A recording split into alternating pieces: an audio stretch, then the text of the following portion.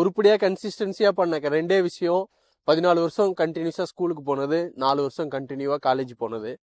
இன்னைக்கு day 50 of 100 day 100 sales challenge.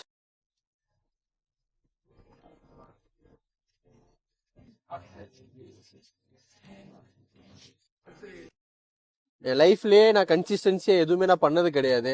நான் உருப்படியா கன்சிஸ்டன்சியா பண்ண ரெண்டே விஷயம் 14 வருஷம் கண்டினியூஸா ஸ்கூலுக்கு போனது, 4 வருஷம் கண்டினியூவா காலேஜ் போனது. ஸோ அப்படிப்பட்ட நான் ஒரு 50 நாள் ஒரு விஷயத்த கன்சிஸ்டன்சியா பண்ணா என்ன நடக்கும் தெரியுமா? இன்னைக்கு day 50 of 100 day 100 sales challenge. So நான் எனக்கு தெரிஞ்ச எல்லாருக்கிட்டையும் இந்த மாதிரி நான் 100 days 100 சேல்ஸ் சேலஞ்ச் பண்ண போறேன் அப்படின்னு சொல்லும் போது, இது சாத்தியமா, உன்னால பண்ண முடியுமான்னு கேட்டாங்க. ஆனா ஹானஸ்ட்லி சொல்றேன், நான் இது வரைக்கும் ஸ்டார்ட் பண்ண எந்த ஒரு விஷயத்தையும் கன்சிஸ்டன்சியா பண்ணதே கிடையாது. ஆனா இந்த விஷயத்த கன்சிஸ்டன்சியா பண்ணணும்னு நினைச்சேன். அப்படி நினைச்சு ஸ்டார்ட் பண்ணதுதான் இந்த சேலஞ்ச். சேலஞ்ச் ஸ்டார்ட் பண்ண 10 நாள் நல்லாவே போச்சு. அடுத்து கொஞ்ச நாள்ல வியூஸே போகாத வீடியோஸ், கரெக்டான ஆன்சர்ஸ் இல்லாம ரிஜெக்ட் ஆன கிளைண்ட் கால்ஸ், அண்ட் நான் பிளான் பண்ணபடி போகாத சேல்ஸ். ஸோ இது எல்லாம் சேர்ந்து என் மேல எனக்கே ஒரு நம்பிக்கை இல்லாத ஒரு தன்மையை உருவாக்கிடுச்சு, உன்னால பண்ண முடியுமா அப்படின்னு சொல்லிட்டு.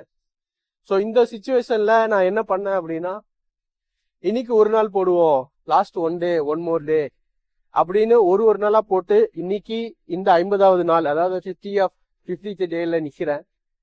ஸோ இப்போ நான் இந்த கடந்து வந்த இந்த 49 நாளை திரும்பி பார்க்கும்போது எனக்குன்னு ஒரு 600 ஃபாலோவர்ஸ், 25+ யங்ஸ்டர்ஸ் என் கூட இந்த ஜேர்னில ஜாயின் பண்ணி அவங்கள ஏர்ன் பண்ணணும்னு என் கூட ஜாயின் பண்ணியிருக்காங்க.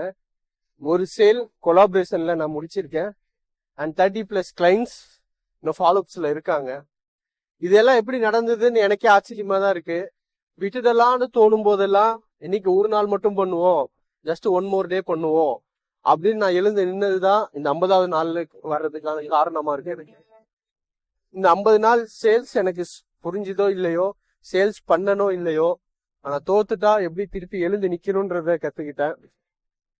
டார்கெட்டை ரீச் பண்ணுவேனா அப்படின்றது தெரியல. ஆனா டார்கெட்டை ரீச் பண்ற வரைக்கும் கண்டிப்பா விடமாட்டேன். உங்க சப்போர்ட்டுக்கு ரொம்பவே தேங்க்ஸ். இன்னுமே சப்போர்ட் பண்ணிக்கிட்டே இருங்க. Thank you so much.